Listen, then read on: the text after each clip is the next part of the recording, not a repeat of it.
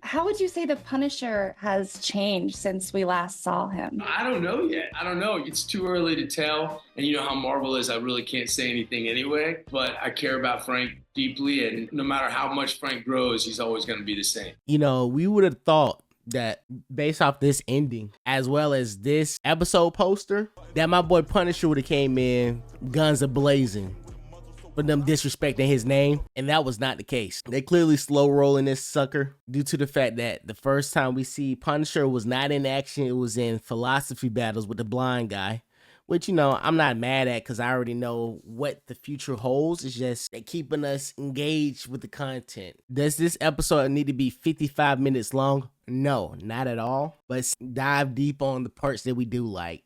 Your boy Punisher is putting in work. Now, I don't know how the blind guy found him so easily, or maybe he always knew where he was. He's taking some type of medication, jacked out of his mind, still on his one army mindset against all villainy, which I love about this character. But I really appreciate that Disney is confirming that they will be having the specials with Jon Bernthal's Punisher. I know whole bars, by the way, so we gonna get the full version of what we wanted from this episode in that special, clearly. And we should have seen the signs because it was articles kind of preparing the audience to be like, hey man, this is just a toe dip before the episode was released, because the marketing as well as the cliffhanger made us feel like, you know, it was about to be a whole shebang this episode, and wasn't the case. But regardless, whatever is happening in this Born Again series, this article states that Jon Bernthal fully backs it because the first iteration of the Daredevil series he did not align with, which is why he opted not to be a part of it until they change the storyline. And wherever it is, it has to do with this little mystery connected dot thing that he's doing in the background. I don't know what he's looking for as of right now. Hopefully it has something to do with Val from Thunderbolts, or something to do with the Thunderbolts as a whole, because, you know, I do think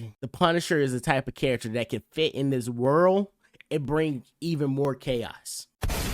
Am I right? Shared universe, so why not? Not to mention, I do think this is going to be the best version of the Punisher, because look at the details. This man got a crayon box in the back while he's self-medicating himself. He's still living in that trauma of missing his family, which is like heartbreaking, but so realistic that people can resonate with that human emotion. You really like sympathize from the guy until, you know, he do something crazy and be like, okay, you kind of took it too far. And, you know, call me crazy, the Punisher being in the Daredevil series doesn't help Matthew Murdock at all. It's just like letting the audience know that there's a better storyline out there in the world, and we're not following it because we're looking at what Matthew Murdock's doing. It's kind of the same problem that the CW show Arrow had when they introduced the Flash, because when the Flash came, nobody really cared about Arrow anymore. And that's how I personally feel about Daredevil when the Punisher shows up. And Disney knew what they're doing, because they literally show the face of the Punisher in the episode because they know that's going to get the highest click. But comment down below, are you team Punisher or are you team Daredevil? And what storyline are you more excited about going forward? This is Low at Community. I see you in another video.